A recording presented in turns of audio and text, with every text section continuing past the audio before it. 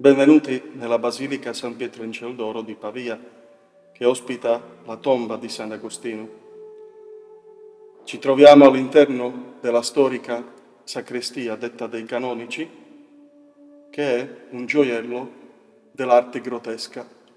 Ci troviamo tra gli anni 1508 e 1561, come attestato dalle date scritte nelle colonne.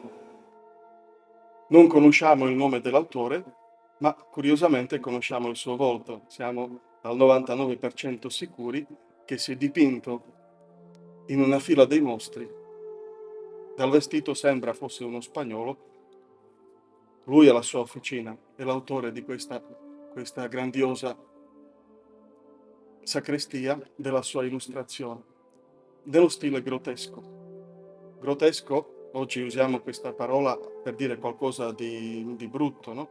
Invece deriva dalla parola grotta, e il primo significato non era qualcosa di brutto o contorto, ma era di qualcosa di assurdo, perché la prima volta nella storia dell'arte europea, diciamo dei tempi della nostra civiltà moderna, si è cominciato a ritrarre cose che non erano naturali, o meglio, erano una combinazione di diverse possibilità. Troviamo un cinghiale che diventa un fiore, troviamo un mercante con il corpo da leone, troviamo una caricatura di elefante, metà forse un cavallo, e quindi non sono più soggetti naturali.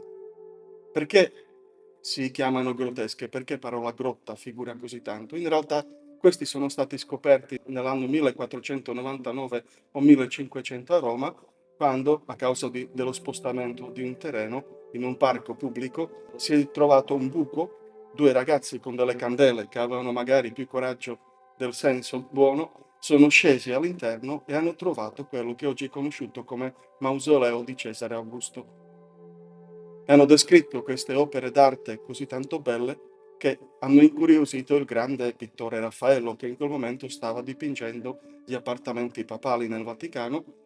Anche lui, scendendo sotto, ha scoperto questa arte che era tipica della Roma classica. Gli è piaciuta molto e quindi ha cominciato subito a riprodurla negli appartamenti papali. Questa moda è cominciata a diffondersi molto presto in tutta Europa, infatti appena 8 anni dopo, già qua a Pavia, troviamo le grottesche con tutta la propria identità e caratteristiche che sono diverse da quelle romane.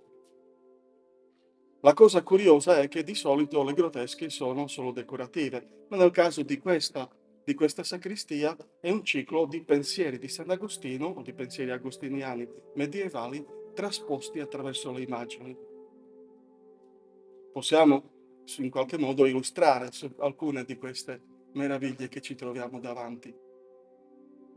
C'è per esempio un affresco che ritrae questo baldacchino che possiamo vedere. All'interno trovate un piedestallo. Il piedestallo è sempre un segno per questo ciclo, è un punto di partenza, di là si sviluppa il pensiero o la lettura verso l'alto. In questo caso, accanto al piedestallo, troviamo due animali strani che rappresentano le piante. Infatti, come potete vedere, il muso è piuttosto un'orchidea che un muso da animale. Le zampe sono tipo radici, la coda è un fiore. Questo perché? Perché le piante sono organismi viventi, ma sono radicati profondamente nella terra. Invece, salendo sul piedestallo, troviamo due lumache, animali lentissimi, che rimangono tutta la loro vita attaccati alla terra, al terreno. Questa riflessione, infatti, è sulla elevazione della mente. È una ricerca sulla cosa più elevata, più alta, più veloce, più creativa di questo mondo. E ci è proposta proprio così. Tra le due lumache, se guardate bene, trovate due piedi umani, che sono però legati. Salendo lungo i piedi, sopra le lumache, troviamo due cavalli, come se stessero saltando, perché chiaramente, a differenza delle lumache, i cavalli sono molto più veloci e chiaramente riescono a staccarsi dalla terra. Sopra i cavalli troviamo due aironi tipici di Pavia, che sono volatili, volano, però non volano troppo in alto, ma sicuramente molto più alto dei cavalli. Sopra troviamo altri uccelli, usignoli e vari, che volano talmente in alto che si perdono di vista.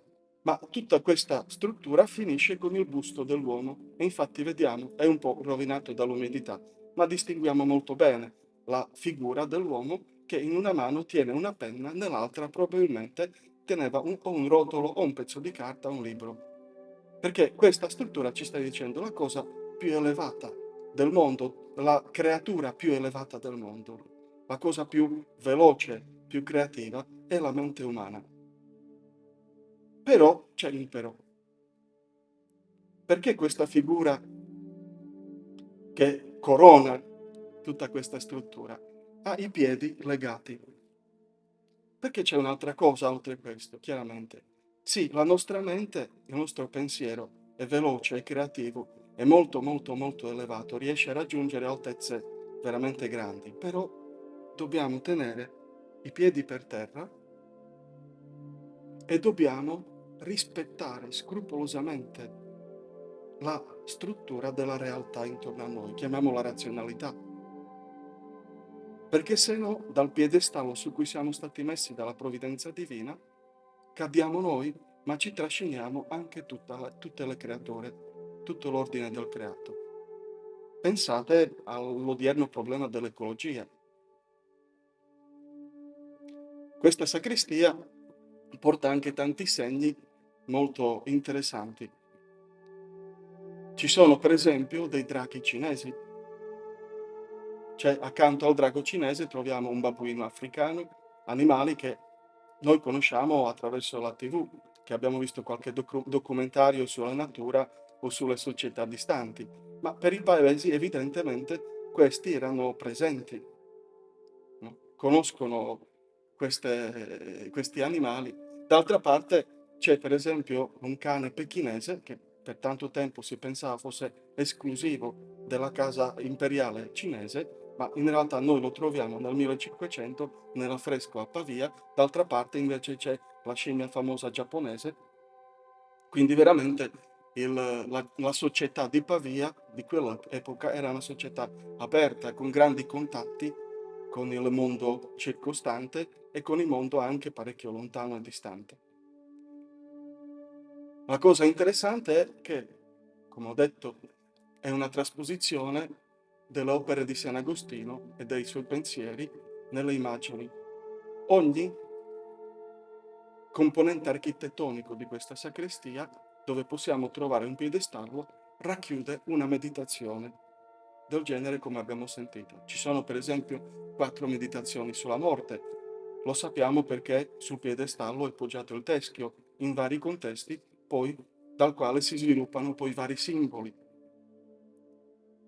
Ci sono meditazioni sulla giustizia e su tante altre cose. Sarebbe interessante qualcuno che è interessato possa studiare questa sacrestia.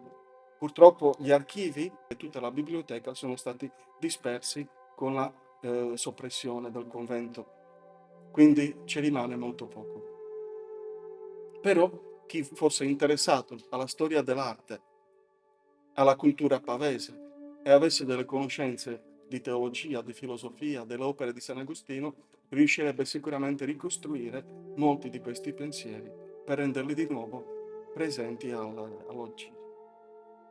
Dietro a me si trova il quadro del Tassinari, che appartiene in questa sacrestia, adesso è in processo di restauro, manca ancora ultimi ritocchi e possiamo di nuovo esporlo. È stato possibile questo restauro anche grazie ai vostri contributi.